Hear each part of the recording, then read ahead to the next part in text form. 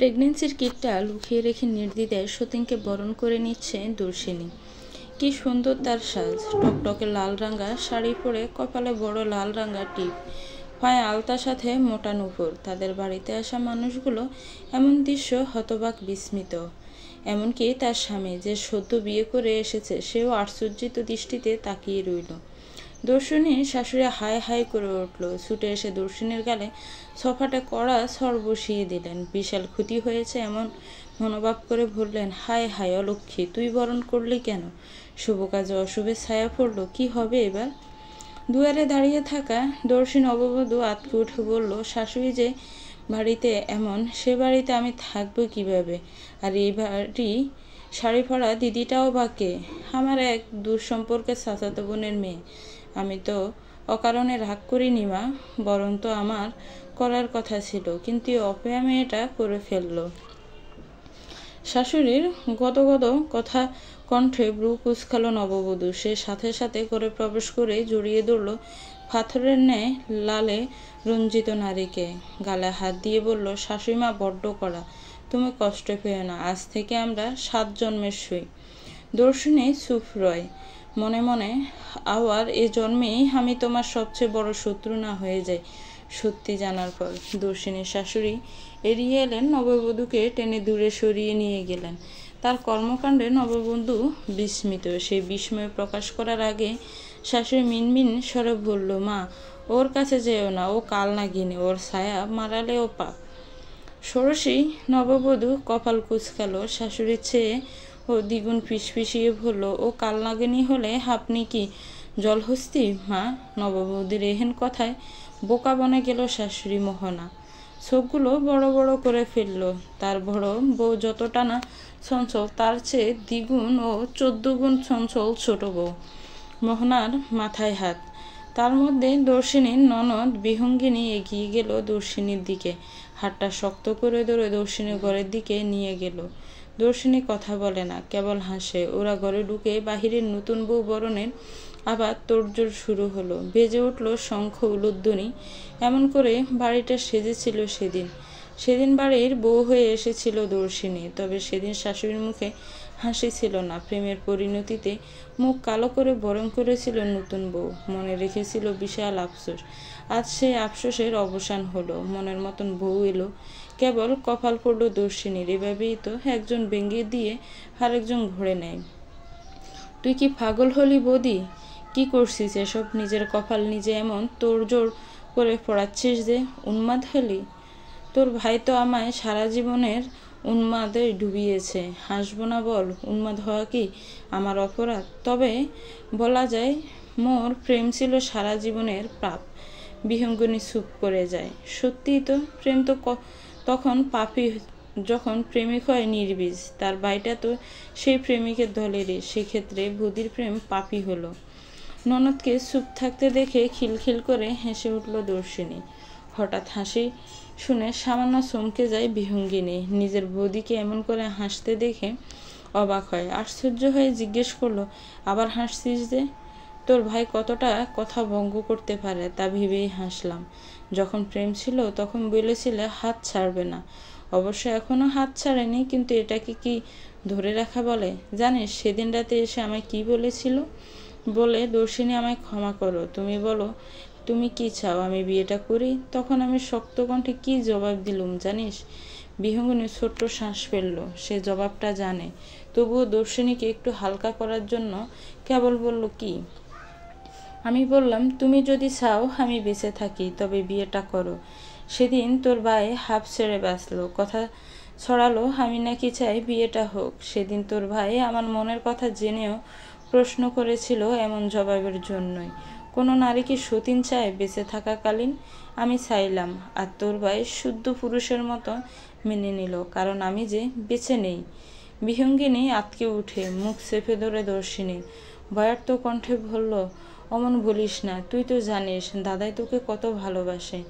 ও আমি ঢের জানি, না হলে কি আর পুরাতন বউয়ের মান রাখতে ঘরে সতীন এনে? অত ভালোবাসা আমার কপালে সইবে না যে। তোর বাড়ির মানুষ জানে বিয়ের কথা। না, কি বলবো, নিজের স্বামীর নামে কেউ বা বলতে চায় নাকি বলবো? মা তোমায় মেয়ে 3 বছরও সংসার টিকিয়ে রাখতে পারেনি, এতটা অলক্ষী সে। হয়তো প্রেমের সংসারে নয়তো ভালোবাসায় গুণে ধরেছিল, তাই নড়বড়ে হয়ে গেছে, এটা বলবো? আচ্ছা বিহঙ্গিনীর সন্তানই কি সব একটা সংসারে?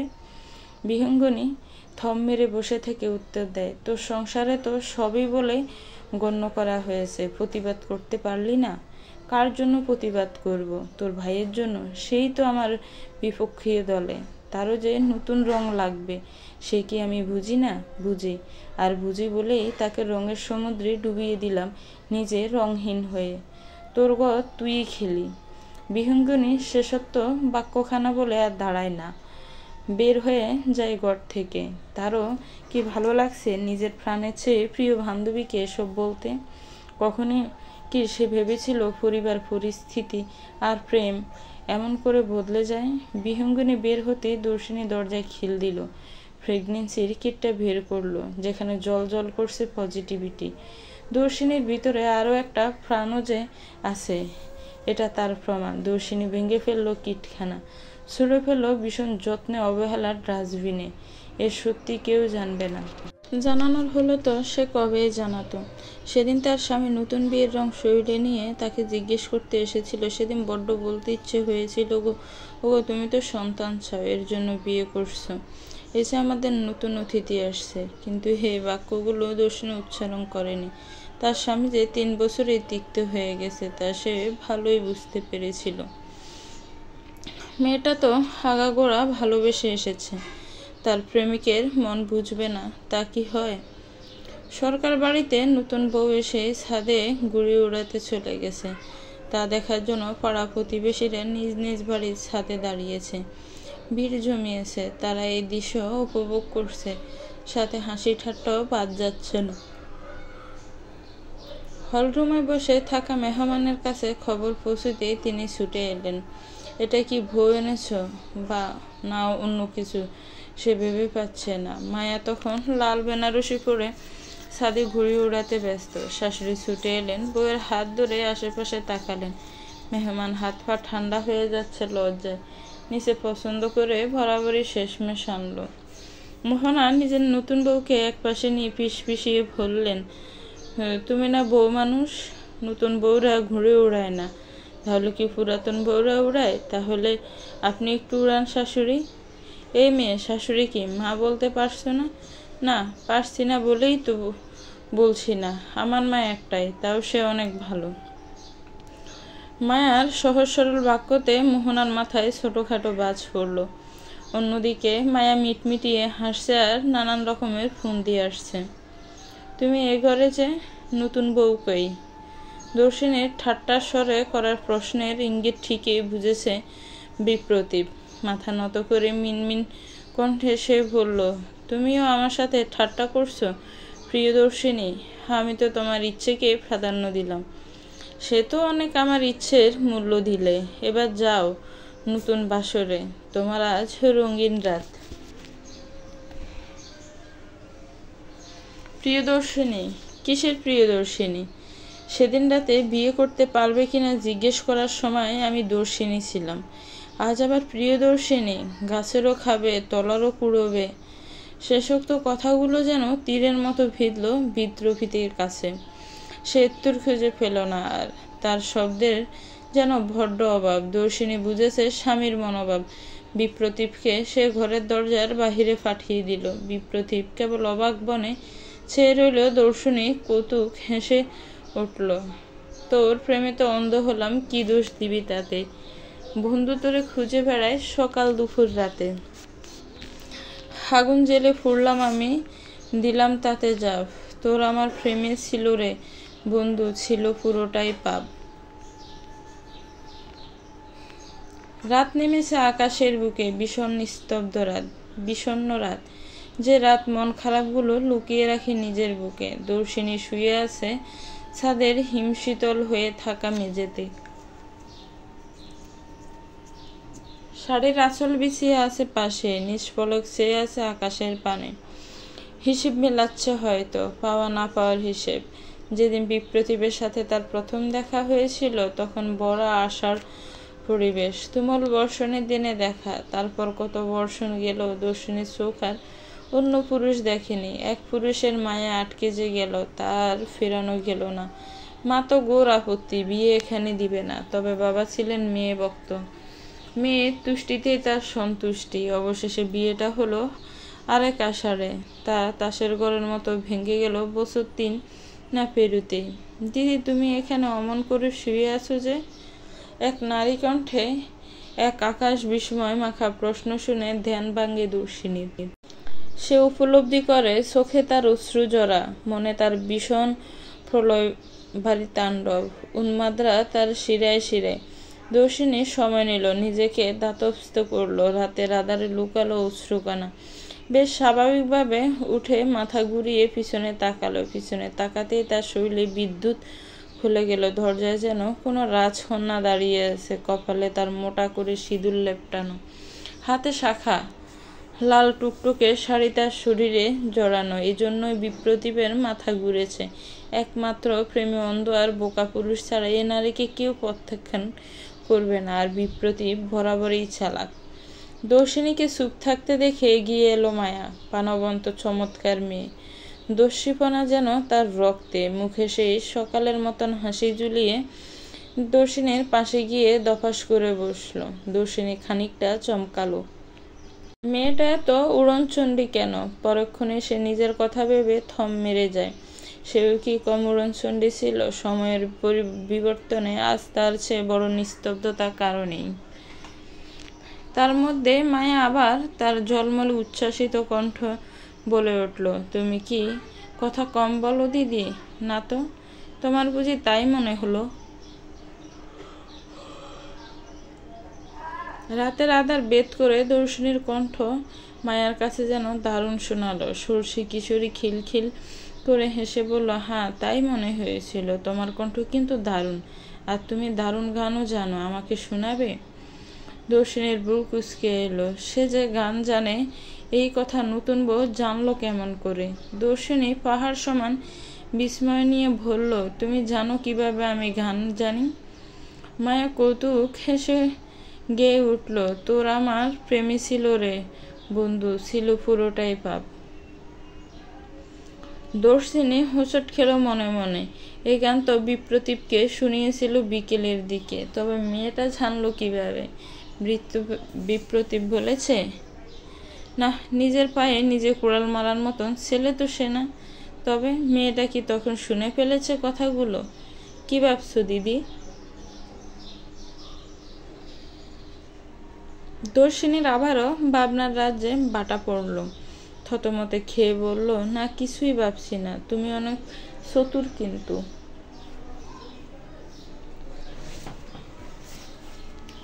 তাই নাকি? কেন এমনটা মনে হলো? তোমার কথাবার্তা শুনে মনে হলো আর কি। ও তাই বুঝি? আমি তো তত চতুর ছিলাম না। নাকি তোমার সতীন হয়েছি বলে চতুর বললে? এবার যেন দর্শিনীর মাথা ঘুরে উঠল। মেয়েটা বেশ হেয়ালি করে কথা বলে, কিন্তু মেয়েটা এই কথা জানলো কিভাবে? শ্বশুরবাড়ির সবাই তো বেশ সতর্কতা অবলম্বন করেছিল এ ব্যাপারে, তবুও জেনে গেল। দর্শিনীর ভাবনা বাদ দিয়ে নিজেই জিজ্ঞেস করলো, কি বলছো এসব? আমি তোমার সতীন হতে যাব কেন? আমি তোমার কেউ না। আচ্ছা, মানলাম। তা দিদি, সামনের ছাদে একটা ছেলে যে এত রাতেও ড্যাব ড্যাব করে আমাদের দেখছে, সেটা কি জানো? দর্শিনী ভয়কে আশেপাশে তাকালো। হ্যাঁ, দক্ষিণ দিকের বাড়ির ছাদে একজন দাঁড়িয়ে আছে। এটা নতুন ছেলেটা না, পাড়ার নতুন এসেছে এই ছেলে। গত পরশুই তো এলো। ছেলেটা দিশি দর্শিনীর আগেই ভালো লাগতো না। কেমন করে এই বাড়ির দিকে তাকিয়ে থাকে, অদ্ভুত। দর্শিনী উঠে দাঁড়ালো, সাথে মায়াকেও টেনে তুলল। ব্যতিব্যস্ত কণ্ঠে বলল, চলো, ছাদ থেকে নিচে যেতে হবে। আজ তো কাল রাত্রি, কাল ফুলশয্যা। নতুন বউ এত রাতে ছাদে থাকে না। পুরাতন বউরা বুঝি থাকতে পারে? দর্শিনী জবাব দেয় না। এ মেয়ের সাথে কথাই পারা যাবে না, তা সে ভালোই বুঝেছে। তাই গটগট পায়ে বেরিয়ে গেল ছাদ থেকে। মায়া দাঁড়ালো। পাশের ছাদে থাকা মানবটার দিকে তাকিয়ে রহস্যমাখা হাসি দিল। পরক্ষণেই নিচে চলে গেল। বাড়িতে রমরমা আয়োজন। আজ বউভাতের অনুষ্ঠান। ছেলের দ্বিতীয় বিয়েতে যতটা জাঁকজমকপূর্ণ আয়োজন করা হয়েছে, প্রথম বিয়েতে তার একাংশ বোধ হয় করা হয়নি। দর্শিনী কেবল ড্যাব ড্যাব করে সে আয়োজন দেখছে, মিটমিটিয়ে হাসছে। ভাগ্য তার বেলাতেই দারুণ খেলেছে। এই বউ, তুমি ঘরে খেয়ে বসতে পারো না? ভন্দা মেয়ে মানুষ শুভ জিনিসে থাকে না। তাছাড়া তোমার কি একটুও কষ্ট লাগে না? নিজের স্বামীর বিয়ে দেখছো, আবার হাসছো। দর্শিনী নিজের কাকি শাশুড়ির কথায় ফিরে তাকালো। সোফায় আরেকটু কোণ ঘেঁষে বসে বলল, আমার স্বামী তো কষ্ট লাগেনি, তবে আমার কেন লাগবে? দর্শিনীর প্রশ্নে ভদ্রমহিলা হতবাক। সি সি করে বলে উঠল, একে তো নিজের সংসার টিকিয়ে রাখতে পারোনি, আবার বড় বড় কথা বলো। তুমি কেমন মেয়ে মানুষ? যে সংসার কবু আমার হয়নি, তার টিকানোর কথাও বা আসছে কোথা থেকে? মহিলা এবার দমে গেল। কিন্তু স্বাভাবিকভাবে বাঙালি নারীরা নত স্বীকার করতে কখনো চায় না। সেই বৈশিষ্ট্য অনুযায়ী কাকি শাশুড়ি চুপ রইলেন না, বরং আরও কিছু কথা শুনিয়ে দিলেন। দর্শিনী কেবল চুপ করে সামনে থাকা টিভির দিকে তাকিয়ে আছে। তার যেন রাজ্যের কাজ টিভিতে। কাকি শাশুড়ি চলে যেতেই দর্শিনী ঘরে চলে গেল। সেখানে থাকলে কেবল এক গাদা কথাই শুনতে হবে, এর চেয়ে ঘরে থাকা ভালো। আর তো কয়েকটা দিনই এ বাড়িতে আছে, তারপর মুক্তি দিবে সবাইকে, সাথে সে নিজেও মুক্তি হবে মিছে বন্ধন থেকে। দর্শিনী খাটের সাথে থাকা জানালার গ্রিল ধরে বসে আছে। আজকাল তার মরতে ইচ্ছে হয় না, বরং মনে হয় এই পৃথিবীতে যত বেঁচে থাকবে তত মানুষের খোলস বদলানোর খেলা দেখতে পাবে। ভাবনার মাঝে দর্শিনীর চোখ পাশের বিল্ডিংয়ে গেল। একটা ছেলে দাঁড়িয়ে আছে সামনের বিল্ডিংয়ের সাদা টাইলস করা বারান্দায়। দর্শিনী চেনে ছেলেটাকে, পাড়ায় নতুন এসেছে যে। এটা সেই ছেলে। ছেলেটা এই বিল্ডিংয়ে তাকিয়ে আছে কেমন করে। দর্শিনীর সাথে সাথে জানালা বন্ধ করে দিল। এই কোন আপদ এসে জুটল? সকাল নেই, সন্ধ্যা নেই, সবসময় তাকিয়ে থাকে। অদ্ভুত। দর্শিনী অনুভব করলো তার পাশে কেউ হুড়মুড় করে বসেছে। দর্শিনী পাশ ফিরে তাকাতেই দেখলো মায়া। মেয়েটা আজও লাল জামদানি পরেছে। ছোট্ট একটা মেয়ে, কিন্তু কি দারুণ তার দেহ গঠন। দর্শিনী নিজে বারবার চোখ জড়িয়ে নেয় মেয়েটাকে দেখে। মায়া খাটে সোজা হয়ে বসে চঞ্চল মনে বলে উঠল, কি করো? আকাশ দেখি। আকাশ দেখো কেন? তোমার কি মন খারাপ? দর্শিনী ভ্রু কুঁচকাল, অদ্ভুত হেসে বলল, আকাশ দেখার সাথে মন খারাপের কি সম্পর্ক? সম্পর্ক আছে। মন খারাপ যখন হয় তখন আকাশ পরিমাণ হয়, কোনো কিছুতেই ভালো হয় না। তুমি যদি আকাশের দিকে তাকাও তবে আর মন খারাপ থাকবে না। তুমি জানবে পৃথিবীতে তুমি একা না।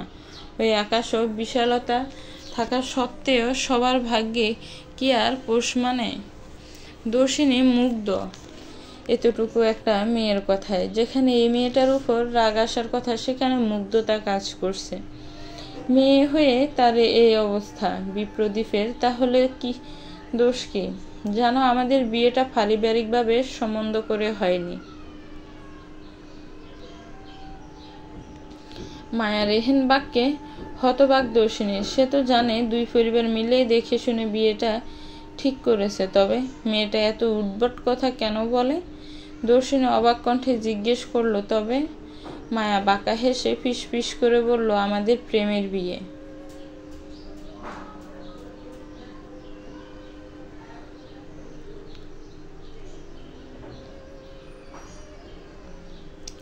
তোমাদের প্রেমের বিয়ে? কিভাবে? দর্শিনীর কণ্ঠে রাজ্যের বিস্ময়। তার জানা মতে বিপ্রদীপ এতটাও খারাপ না যে সংসারে থাকাকালীন পরকীয়াতে জড়াবে। তবে মেয়েটা এই কথাটা কেন বলল? তবে কি বিপ্রদীপ দর্শিনী ঠিক চিনতে পারেনি? দর্শিনীর হৃদয়ে দ্বিধা বিস্ময় মিলে মিশে একাকার। তার অন্তর আত্মা কাঁপছে। বিপ্রতীপের এই চরিত্রটা যে সে সহ্য করতে পারবে না, তবুও মনকে শক্ত করল। বিপ্রতীপ তো হার তার নেই, তাহলে সহ্য করার কথা আসছে কোথা থেকে? দর্শিনীর ভাবনার মাঝে মায়া কৌতুক হেসে পিষপিষিয়ে বলল, হ্যাঁ, প্রেমের বিয়ে। আজ থেকে 1 মাস আগে আমাদের শুদ্ধ প্রণয় শুরু হয়েছিল। তুমি কি ভেবেছ আমি ওনার সম্পর্কে খোঁজ নিইনি? তুমি যে ওনার প্রথম বউ তা আমি খুব ভালো করেই জানি, কিন্তু এমন ভাব ধরেছি যেন কিছুই জানি না। শ্বশুরবাড়ির মানুষগুলো কিন্তু ভালো অভিনয় জানে, তুমিও কম জানো না। বিবাহিত পুরুষের সংসার ভেঙে সুখে থাকতে পারবে? দর্শিনীর কণ্ঠে তীক্ষ্ণতা। মায়া মিষ্টি হেসে উত্তর দেওয়ার আগে বিহঙ্গিনী তাদের রুমে হন্ততন্ত হয়ে প্রবেশ করল। রুমিডিকে অবিশ্বাস্যকর দৃষ্টিতে তাকিয়ে আকাশ সময় বিস্ময় নিয়ে বলল, নতুন বউ, তুমি এখানে কেন? প্রশ্নটা করেই সে ভীত দৃষ্টিতে তাকালো দর্শিনীর পায়ে। সত্যিটা যদি নতুন বউ জেনে যায় সে ভয়ে দর্শিনী চোখ দিয়ে আশ্বাস দিল, নতুন বউ কিছু জানে না। বিহঙ্গিনী দাঁতস্থ হলো, চিন্তামুক্ত হয়ে ছোট্ট শ্বাস ফেলল। মায়া ততক্ষণে উঠে দাঁড়িয়েছে, তার চঞ্চল উচ্ছ্বাসিত কণ্ঠে বলল, এই দিদিটা অনেক ভালো ননদিনী, তাই দিদির সাথে কথা বলতে এলুম। তোমায় খুঁজছে সবাই, আজ তোমাদের ফুলসজ্জা। মহিলা এসেছে সাজাতে, চলো আমার সাথে।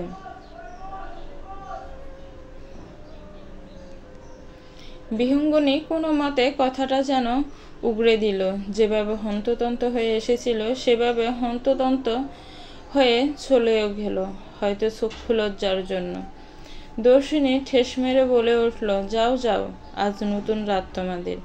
এই ঘরে তোমায় মানাচ্ছে না, যে ঘরে মানাবে সেই ঘরে যাও। একজন বিবাহিত পুরুষকে ফাঁসিয়ে যতটুকু শান্তিতে থাকো সেটা আমিও দেখব। মায়া মেয়েটা বয়সে যতটা ছোট, বুদ্ধির দিক দিয়ে ঠিক ততটাই বড়। দর্শিনীর ঠেস মারা কথা বুঝতে তার কয়েক সেকেন্ড ব্যয় করতে হয়নি। সেও আলতো হেসে বলল, তা আমি ফাঁসিয়েছি তোমায়? কে বলল? নিজের স্বামীকে এখনো শুদ্ধ পুরুষ ভাবো? সে ততটাও ভালো না। মায়া দাঁড়ালো না, ধীরগতিতে গুটি গুটি পায়ে বেরিয়ে গেল রুম থেকে। দর্শিনী নিস্তব্ধ হয়ে বসে রইল কেবল। তার মাথায় মায়ার বলা শেষ বাক্যগুলো কেবল ঘুরপাক খাচ্ছে। মায়া কি বুঝাতে চাইল? বিপ্রতীপই তাহলে বাহিরে নজর দিয়েছিল প্রথম, আর সে কিনা বোকার মতো নন্দ বিশ্বাস করে গেল। মানুষ এভাবে খোলস বদলানোর খেলায় জিতে যাবে, কে জানতো? দর্শিনী ধীর পায়ে উঠে দাঁড়ালো। বাম দিকের দেয়ালে টাঙ্গানো তার আর বিপ্রতীপের হাসিমাখা ছবিখানা হাতে নিল। এখন বিষণ্ণ সন্ধ্যা।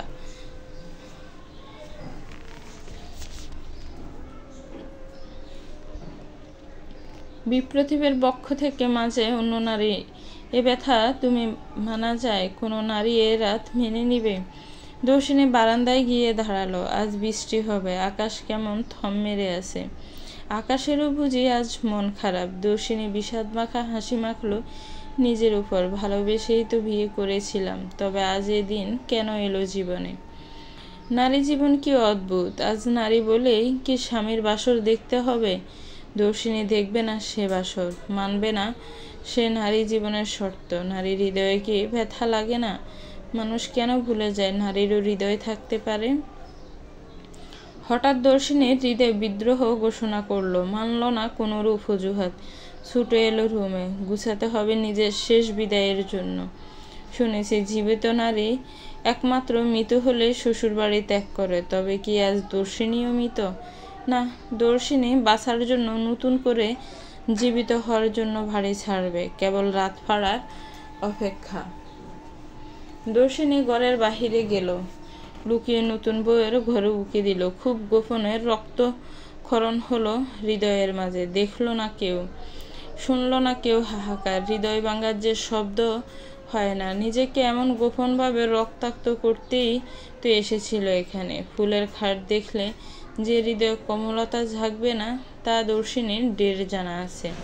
তাই তো একটু ঘৃণা কুড়াতে এলো। না হয় মায়ামোহ প্রেম যে কাটবে না, কিন্তু ঘৃণা কি আর কুড়াতে পারলো? কুড়ালো তো একরাশ ব্যথা। দর্শিনী রুমে ছুটবে তার আগে মোহনার রাশবাড়ি কণ্ঠ ভেসে এলো, এখানে কি করছো? দর্শিনী চমকে গেল। এমন করে ধরা পড়ে যাবে কে জানতে, তবুও নিজেকে স্থির করল। নিজেকে দাঁতস্থ করে সুন্দর করে বলল, মা, ফুলসজ্জার ঘর দেখতে আসছিলাম। মোহনা যেন বেজার হলো, মুখ কালো করে বলল, এটা দেখার কি আছে? নাকি নিজের সর্বনাশ দেখতে ভালো লাগে? কি অদ্ভুত মেয়ে মানুষ তুমি। আমরা হলে এই লজ্জায় মারাই যেতাম, তোমার লজ্জা নেই বাপু।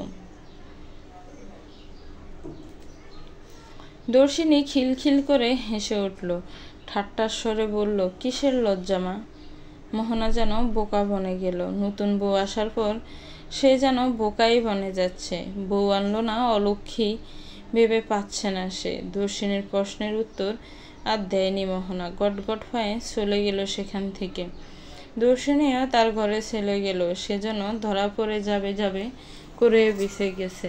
লক্ষ কোটি ধন্যবাদ জানিয়েছে সৃষ্টিকর্তার জন্য সে।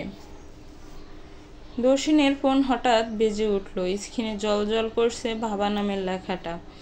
দর্শিনী নিজেকে শক্ত করে ফোনটা রিসিভ করলো। কোমল কণ্ঠে বলল, বাবা কেমন আছো? এই তো মা, ভালো। তুমি কেমন আছো? তুই কেমন আছিস? দর্শিনী ভালো আছি বলতে গিয়েও বলতে পারল না। কণ্ঠনালীর কোথাও যেন একটা বাধা সৃষ্টি হলো। তবুও সে টুকটাক কথা বলে ফোন রেখে দিল।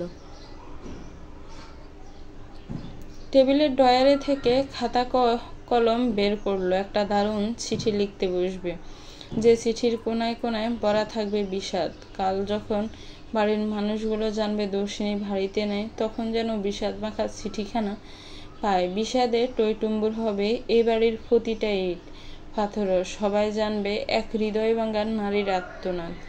দর্শিনী লেখা শুরু করলো, প্রিয় মায়া, এবারই তার কাউকে চিনি না।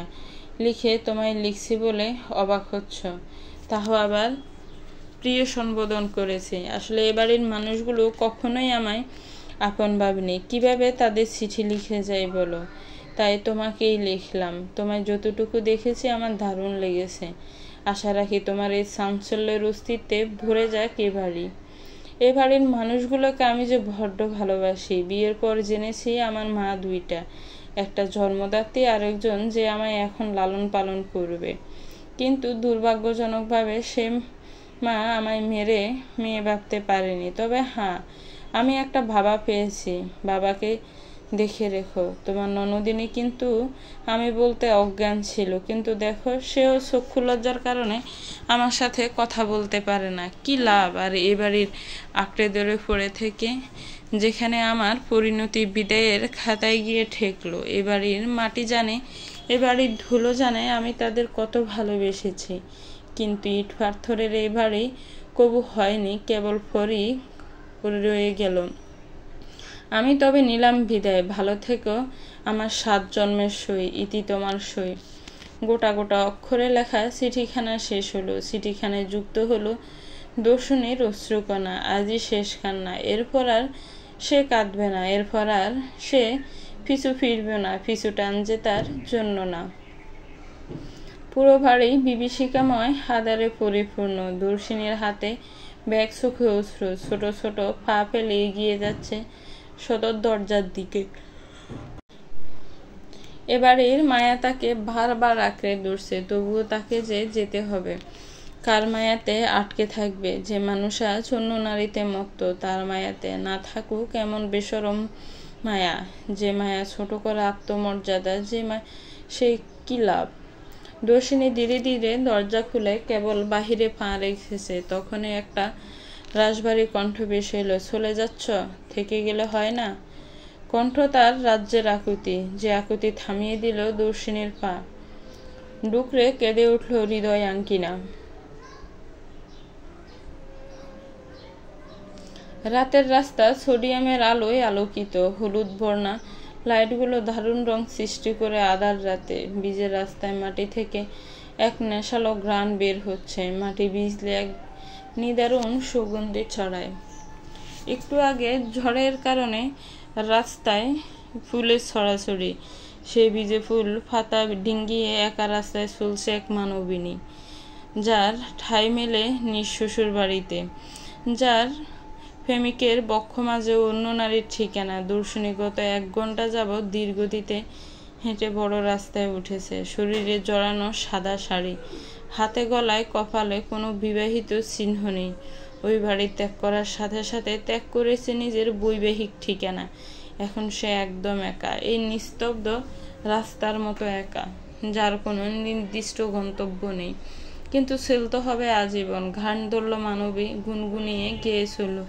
চল রাস্তায় সাজি টাইম লাইনার, কবিতায় শুয়ে কাফলেট। আহা উত্তাপ কত সুন্দর, তুই থার্মোমিটারে মাপলে হিয়া টুপটাপ, জিয়া নস্টাল মিঠে কুয়াশারে ভেজা আসছেন। আমি ভুলে যাই কাকে চাইতাম আর তুই কাকে ভালোবাসতিস। ক্লান্ত হলো মানবী, ফুটপাতের কিনারায় বসে পড়ল। একটু বিশ্রাম দরকার, খিদেও লেগেছে। হঠাৎ তার নজর গেল বাঁ হাতে ছোট্ট সাদা ব্যাগটার দিকে তাকাতে স্যাত করে ওঠে বক্ষ পিঞ্জরা। মানুষটার আকুতি মিনতি মনে পড়ে। এই একটা মানুষ যে দর্শিনীকে বিনা স্বার্থে ভালোবেসেছিল। বিদায় বেড়াও মানুষটা অশ্রু বিসর্জন দিয়েছিল, বাবা ডাকের মর্যাদা দিয়েছে মানুষটা। হ্যাঁ, দর্শিনী যখন বের হতে নেয় তখন তার শ্বশুরমশাই পথ আঁকলে রাখে। দর্শিনীর মনে পড়ে একটু আগের ঘটনা। দর্শিনী ঘর থেকে কেবল বের হবে, সে মুহূর্তে তার শ্বশুর পিছু ডাকে, চলে যাচ্ছ, থেকে গেলে হয় না। দর্শিনীর পা থেমে যায়। এই আকুতি মাখা কণ্ঠের বিপরীতে বলে ওঠে, থাকতে তো চেয়েছিলাম আজীবন, আমায় কেউ রাখেনি। যার যতটুকু সময় প্রয়োজন ঠিক ততটুকু সময় আমি থেকে যাই। প্রয়োজন পুড়িয়ে গেলে আমিও ফিরে যাই। দর্শিনীর বৃদ্ধ শ্বশুর কাঁপা কাঁপা পা নিয়ে এগিয়ে এলো, চোখে তার অশ্রুকণা। দর্শিনীর মাথায় হাত বুলিয়ে বলল, তবে চলে যাও, মনে রেখো তোমার আরেক বাবা সব সময় তোমাকে নীরবে আশীর্বাদ করে যাবে। তোমার বাবা যে অক্ষম, তার জাঁকজমকভাবে কিছু করার ক্ষমতা নেই, সে কেবল গোপনে তোমায় ভালোবাসবে। দর্শিনী শ্বশুরের পা ধরা হাউমাউ করে কেঁদে ওঠে। শেষ বিদায়ের বেলা ভদ্রলোক সাদা ছোট্ট থলেটা এগিয়ে দিয়ে বলেছিল, এটা রাখো বৌমা, পথিমধ্যে প্রয়োজন পড়বে। এরপর আর দর্শিনী পিছু ফিরে চায়নি, এগিয়ে গিয়েছে নিজের গন্তব্যের দিকে। একবার পিছু ফিরে তাকালে সে দেখতো এক অসহায় বাবার আর্তনাদ, আর দুতলা বিল্ডিংয়ে কারো গোপন ছায়া, যে গোপন বিদায়ের সাক্ষী হয়েছিল। ট্রাকের হর্নের তীব্র শব্দে ধ্যান ভাঙে দর্শিনীর। সাই সাই করে একটা ট্রাক ছুটে গেল বড় রাস্তা দিয়ে। দর্শিনীর ছোট্ট শ্বাস ফেলল। আগে এমন ট্রাক দেখলে ঝাঁপিয়ে পড়তে ইচ্ছে হতো ট্রাকের নিচে, এখন আর সেই ইচ্ছে হয় না। এখন বরং সব কিছু থেকে নিজেকে বাঁচিয়ে রাখতে ইচ্ছে হয়। রাত বাড়ার সাথে সাথে দর্শিনীর খিদের দাপট বাড়ল, কিন্তু সাথে কোনো খাবার নেই। মনকে অনেক দিকে ঘোরানোর জন্য শ্বশুরের দেওয়া ব্যাগটা খুলল। ব্যাগ খুলে সে অবাক, হতবাক। ব্যাগের মাঝে ফুটলি বাঁধা কতগুলো তিলের নাড়ু, দুধের সন্দেশ, ছোট্ট বোতলে করে ঝোল ভরা। দর্শিনী অবাক হয়ে যেন আকাশ থেকে পড়ল। বাবা তবে আগেই আন্দাজ করতে পেরেছিল দর্শিনীর বিদায়ের কথা। দর্শিনীর চোখ ভরে এলো নোনা জলে। মানুষটা শেষ বেলাতেও এতটা নিঃস্বার্থভাবে ভালোবেসে গেল। নিজের চোখ মুছে খাবারগুলো ঝাপটে ধরল বুকে। এটাকে বুঝি বাবা বলে? এজন্যই পৃথিবীতে বাবাদের স্থান উপরে। কি সুন্দর নিজের ছেলের বউয়ের পছন্দের জিনিসগুলো গুছিয়ে দিয়েছে। দর্শিনী খাবারগুলো খুব যত্নে খেলো।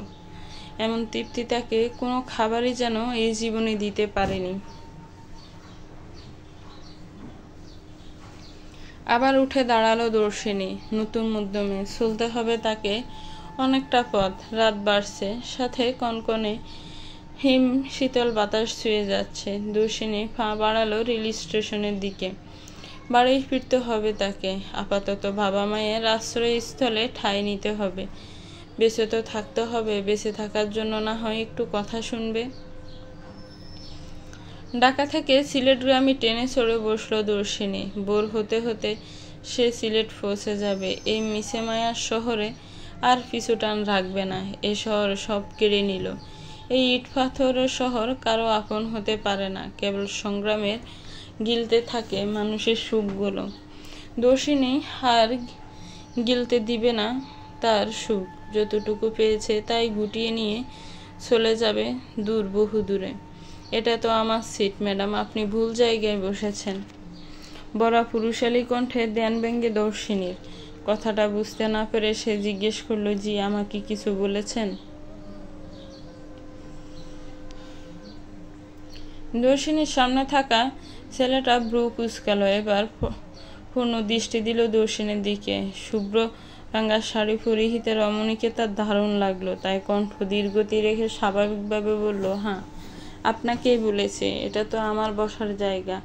জানালার সাথে সিট আমার, পাশেরটা বোধ হয় আপনার। আপনি ভুল জায়গায় বসেছেন।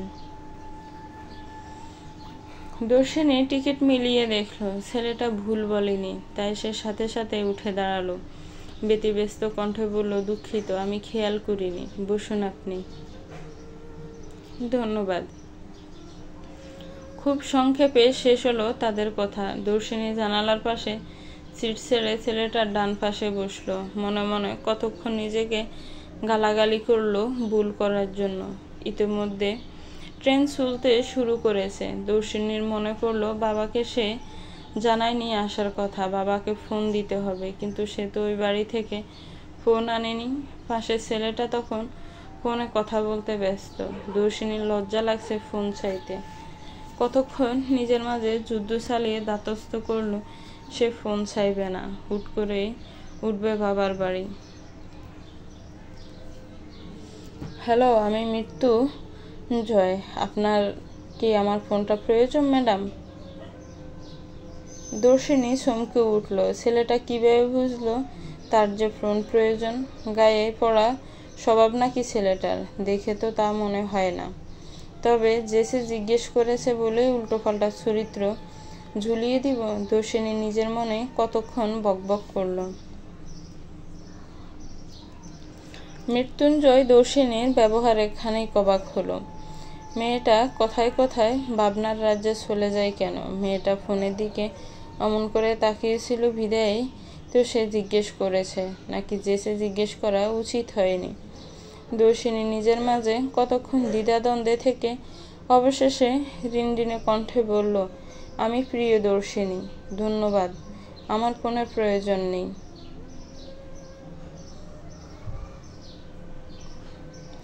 মৃত্যুঞ্জয় যেন আর কিছু শুনল না। তার কানে বারবার একটা নামই বাজল, প্রিয়দর্শিনী। বক্ষ পিঞ্জিরে ছলাৎ করে উঠল। না পাওয়া বস্তু পেয়ে গেলে যেমন আনন্দিত হয় হৃদয় আঙ্গিনা, তেমন আনন্দিত হলো তার হৃদয়।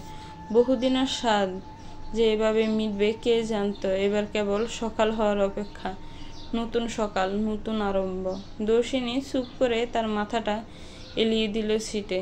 কাল তার পরিবার তাকে দেখলে কেমন রিয়াকশন দিবে সেটাই ভাবনার বিষয়।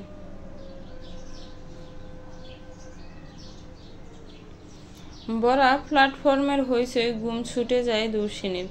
চোখ মেলতেই দেখে তার গন্তব্যে এসে পড়েছে। হুড়মুড় করে উঠে বসে সে। তার পাশের সিট শূন্য। ছেলেটা নেমে গেছে কখন? সামান্য টেরও পেল না দর্শিনী। কি ঘুমিয়েছে সে। দর্শিনী উঠে দাঁড়ালো, নিজের ব্যাগটা নিয়ে স্টেশনে নামলো। চারপাশে কুয়াশায় ঘেরা। কাল রাতের বৃষ্টি হয়েছে বিদায় কুয়াশায় ভরে গেছে প্রকৃতি। দর্শিনী নিজের ব্যাগটা নামিয়ে শরীর সামান্য ঝাড়া দিল। ক্লান্তিভাব ছুটে গেছে শরীর থেকে। হঠাৎ সে অনুভব করলো তার শরীরে কেউ কিছু জড়িয়ে দিচ্ছে। দর্শিনী চমকে তাকাতেই দেখে চাদর। দর্শিনী অবাক হয়ে যায়। পিছন ঘুরতে এসে অবাক ভাব আকাশ ছুঁয়ে যায়। বিস্মিত কণ্ঠে বলে, তুমি? সালতা ফুল শিশির জলে ভিজে সিক্ত। ভোরের রেল স্টেশনের মানুষের ঘমঘমে ভাব। হইচই ভরা চারপাশে প্রিয়দর্শিনী অবাক চোখে বাবাকে দেখছে। কতদিন পর বাবাকে দেখছিল, প্রায় বছর ঘনিয়ে এলো বলে। আবার এতদিন পর বাবার এমন আদুরের সান্নিধ্য পাবে সে ভাবতেই পারেনি। বাবার দেওয়া চাদরখানা খুব আবেশে জড়িয়ে ধরে নিবিড় কণ্ঠে শুধালো, বাবা তুমি এখানে?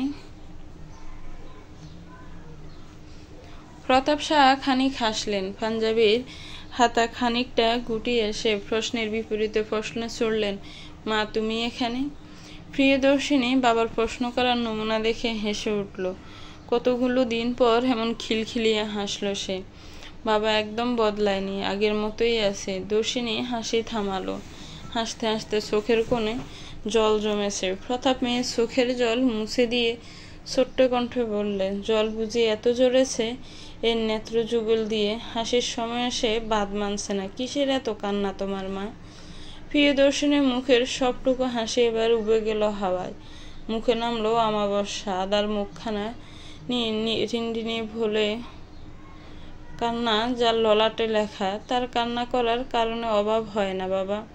তা আমার প্রশ্নের উত্তর আমি আগে দেই। আমি এখানে এসেছি তোমাদের বাড়ি যাবে বলে, নিবে না আমায়?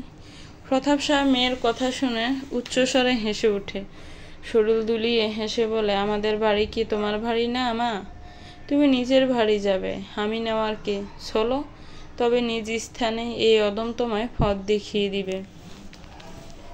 দর্শিনী আবার হেসে উঠল।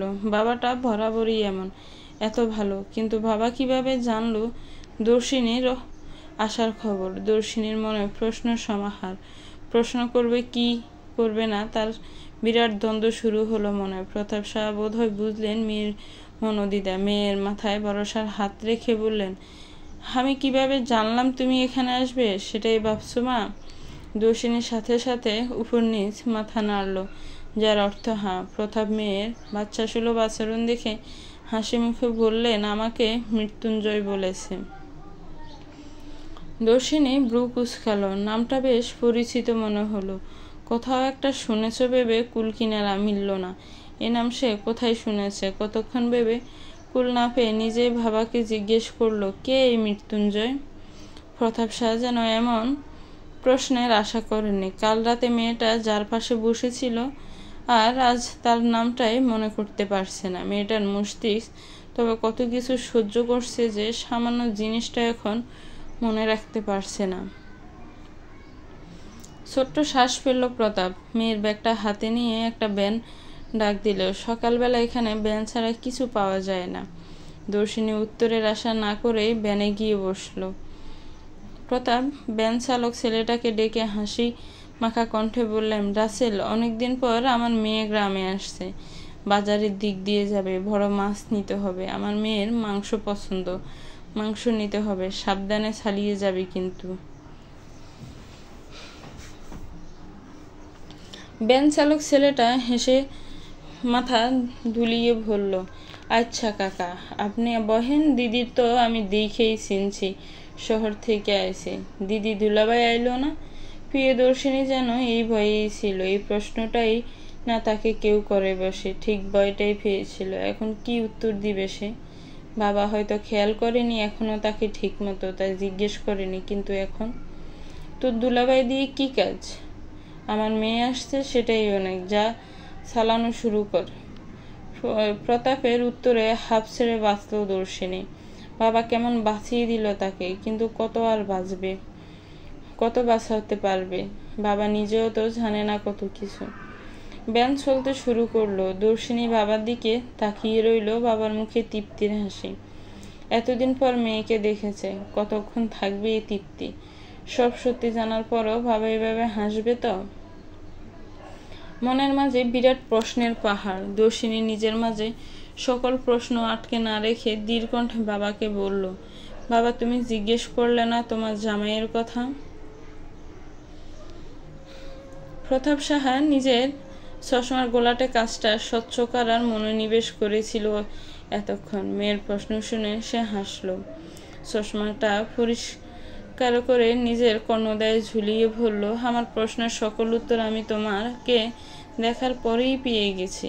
হিন্দু মেয়ে বউ স্বামী বেঁচে থাকাকালীন সাদা শাড়ি পরে না, শাখা সিঁদুরবিহীন চলে না।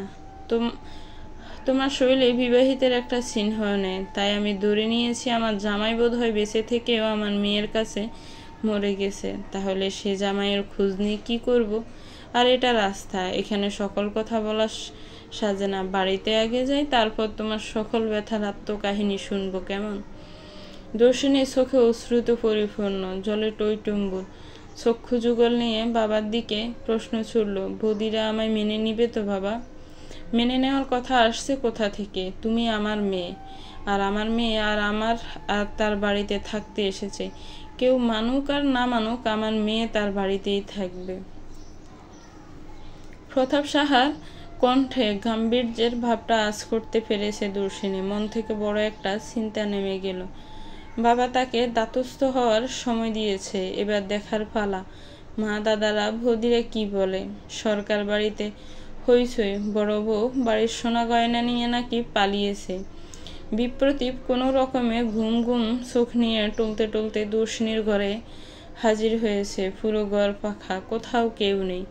মোহনা ঘরের এক কোনায় দাঁড়িয়ে নেকা কান্না কাঁদছে। বিপ্রতীপের ঘুম কেটে গেল দর্শিনীবিহীন ঘর দেখে।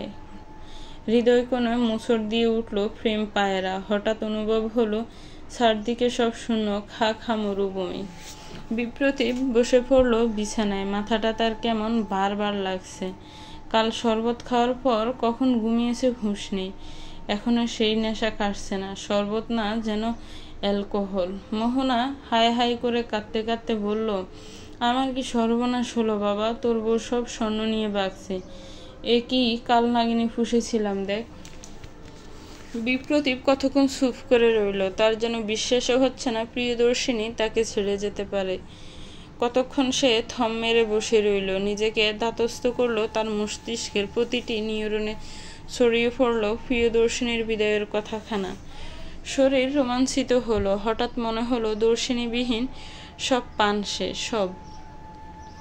ঘরে হুড়মুড় করে প্রবেশ করলো মায়া। অবাক কণ্ঠে বলল, কার বউ পালিয়েছে বললেন?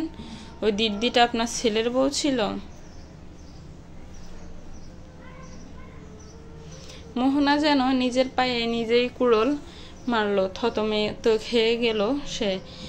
আমতা করে বলল, না না, তুমি ভুল শুনছো মা। আমি কিছু ভুল শুনিনি। আপনাদের সব আত্মীয় স্বজন বলছে দর্শিনী দিদি আপনার ছেলের প্রথম পক্ষের বউ। মায়ের কথা শুনে মোহনার মাথায় হাত। হই হই করে ছুটলেন কোন আত্মীয় এমন অলক্ষে কাজ করেছে তা জানতে। মায়া এগিয়ে এলো বিপ্রতীপের দিকে, কণ্ঠ খাদে নামিয়ে বলল, কি মশায়, কষ্ট হচ্ছে? বিপ্রতীপের গোর কাটে। কোনো রকমে উঠে দাঁড়িয়ে মায়ার দিকে অসহায় দৃষ্টিতে তাকিয়ে বলল, প্রিয়দর্শিনী আমায় ছাড়া থাকতে পারবে? আমায় ছেড়ে চলে গেল, কত পাষণ্ড। বাহ রে দাদাই, তুই বিয়ে করতে পারিস, আর মেয়েটা আত্মমর্যাদা নিয়ে চলে যেতে পারবে না? বিহঙ্গিনীর কথায় ধ্যান ভাঙল বিপ্রতীপের। সে কি সর্বনাশ করতে যাচ্ছিল? মায়ার সামনে দর্শিনীর বিরহ দেখাচ্ছিল।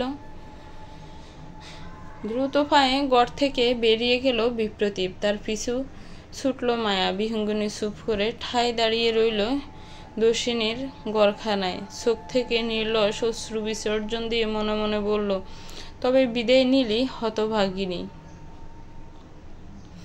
একটাবার আমাকে ভুললি না, এতটা পর করে দিলি। বিহঙ্গিনীর মনের কথা মতো অবধি থেমে গেল। জানলো না কেউ, শুনল না কেউ। যাক, একজন মানুষ অন্তত মেয়েটার বিদায়ে কেঁদেছে। মায়া সবার অগোচরে ছাদে চলে গেল। পাশের বাড়ির ছেলেটার দিকে তাকিয়ে রহস্যমাখা হাসি দিল। সে নিজের প্ল্যান অনুযায়ী একটু একটু এগিয়ে যাচ্ছে। অসৎ পুরুষ নিঃস্ব হোক। জামাই থাকতে তোমার এমন বিধবা সাজ কেন দর্শিনী? নিজের মায়ের কথায় অন্তরাত্মা কেঁপে উঠল দর্শিনীর। নিজেকে সে যতই শক্ত করুক, বিধবা শব্দটা যে কোনো নারীই শুনতে পারে না।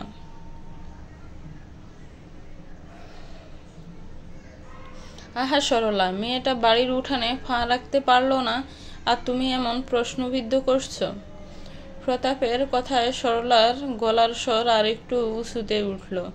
চেঁচিয়ে বলে উঠল, তুমি চুপ করো। এই মেয়ের কি সাজ তুমি দেখোনি?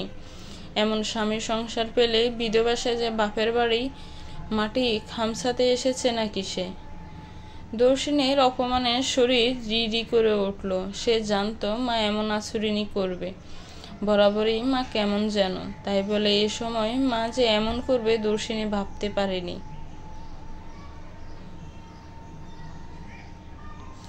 এই মেয়ে, এই কথা বলছো না কেন? তুমি এ বাড়িতে বেশভূষা ধরে এসেছো কেন? মা, ওই বাড়ি আমি ছেড়ে এসেছি। দর্শিনী উত্তর দিতে দেরি, কিন্তু তার গালে সপাটে ছড় পড়তে দেরি হলো না। দর্শিনী ছিটকে পড়ল মাটিতে কারো পায়ের সামনে। মানুষটা দেখে দর্শিনী যেন আকাশ থেকে পড়ল।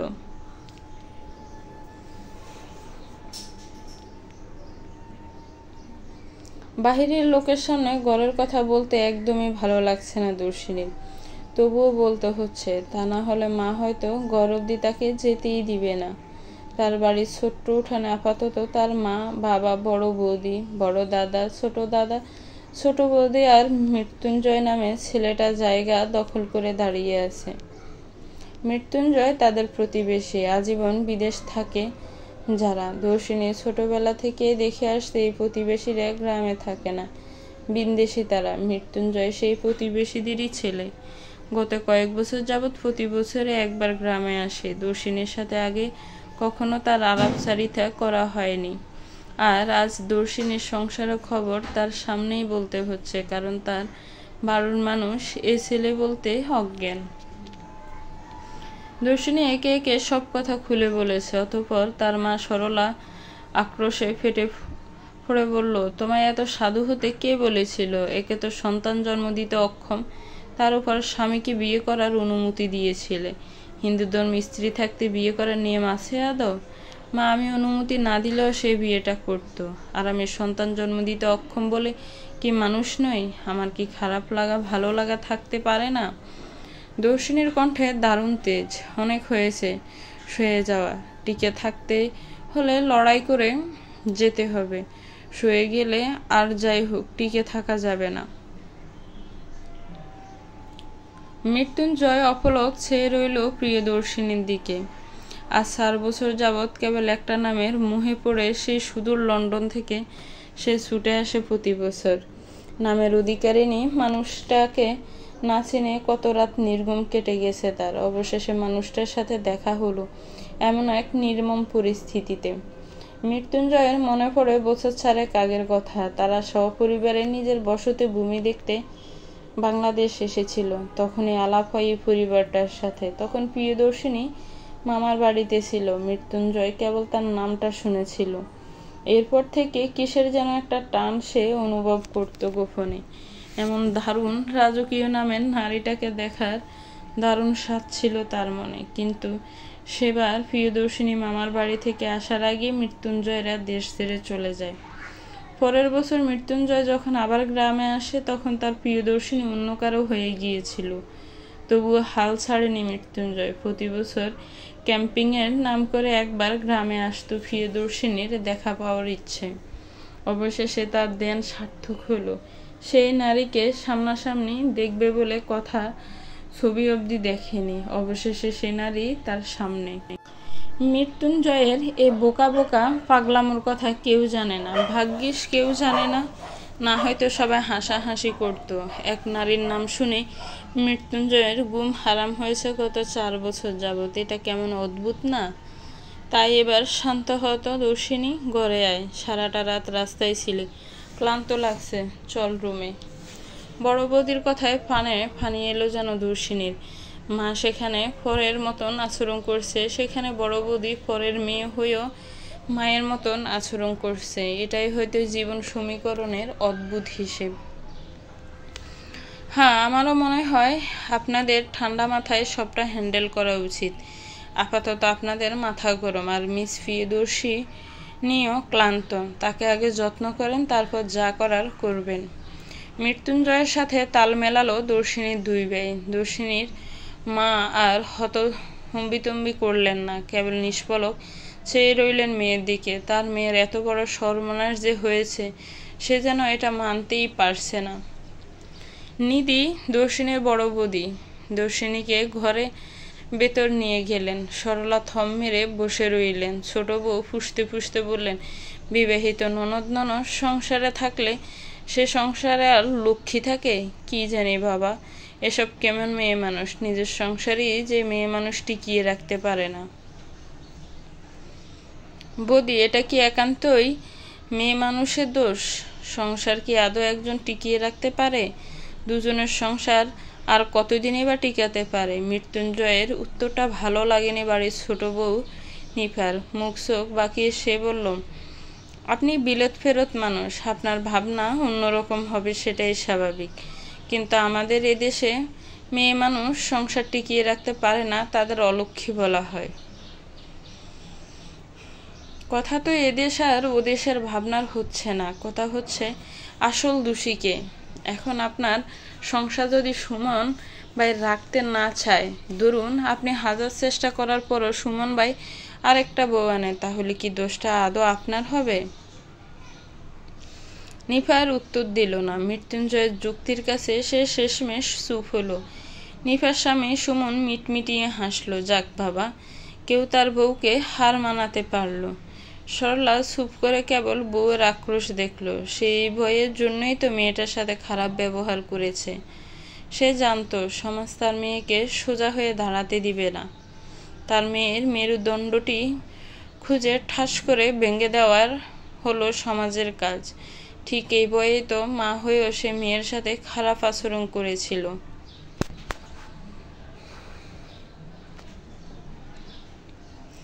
রান্না করবেন না শাশুড়ি?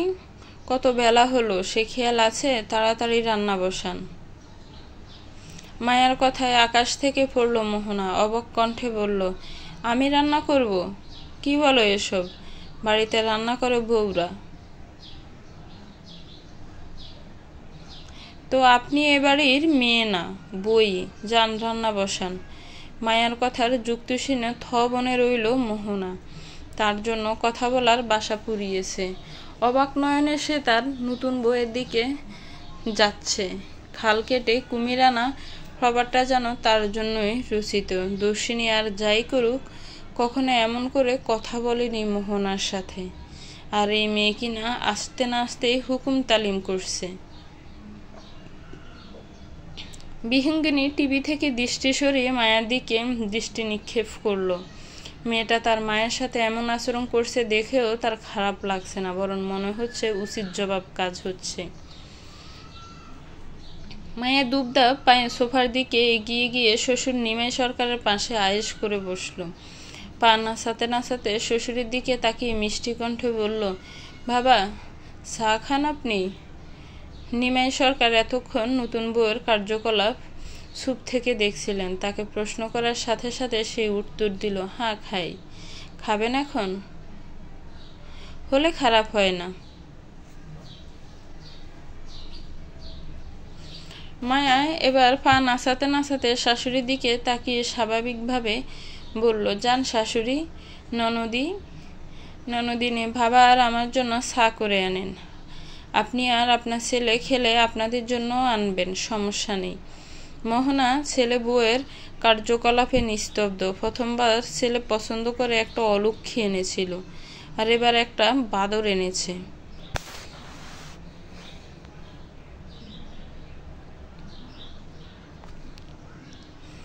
হাওয়ার বেগে গ্রামে খবর ছড়িয়ে পড়েছে, গ্রামের মেয়ের সংসার ভেঙেছে। অনেকে সান্ত্বনা দিতে এসেছে, কেউ বা উন্মুখতা নিয়ে পুরো ঘটনা জানতে এসেছে, কেউ বা দুই বউয়ের কানে মন্ত্রণা দিয়ে গেছে। সারাদিনের এসব ঘটনায় আরও তিক্ত অভিজ্ঞতা অর্জন করেছে দর্শিনী। তাই বিকেল হতে বড় ভাইয়ের ছেলে দৃষ্টকে নিয়ে বেরিয়ে গেছে গ্রামের পথে। উদ্দেশ্য একটু হাঁটাও হবে আর ভালো একটা ডাক্তারের খোঁজও করতে হবে। এই সময় একজন ডাক্তারের সান্নিধ্যে থাকতে পারলে সব থেকে ভালো হবে। গ্রামের সরু পথ ধরে হাঁটছে দর্শিনী। লম্বা চুলগুলো কোমরের নিচ অব্দি দুলছে। হালকা গিয়ে রাঙা শাড়ি শরীরে জড়ানো, একদম সাদামাটা সাজ, কিন্তু তাকে কোনো অপ্সরা থেকে কম লাগছে না। দর্শিনী হাঁটতে হাঁটতে 8 বছরের দৃষ্টকে প্রশ্ন করলো, বাবা তুমি এখানের কোনো ভালো ডাক্তারকে চেনো? দৃষ্ট তখন পিসের হাতের মুঠোয় নিজের হাত রাখতে ব্যস্ত। পিসির কথায় সে উপর নিচ মাথা নাড়িয়ে বলল, হ্যাঁ পিসি, আমি তো চিনি। সবচেয়ে ভালো ডাক্তারের বাড়িতে তোমায় নিয়ে যাব, কিন্তু কেন যাবে তুমি? তুমি কি অসুস্থ? দৃষ্টির কথায় মুচকি হাসি দিল দর্শিনী। আদুরে কণ্ঠে বলল, না বাবা, আমি অসুস্থ না। ডাক্তারের সাথে আমার একটা গোপন কথা আছে তো তাই।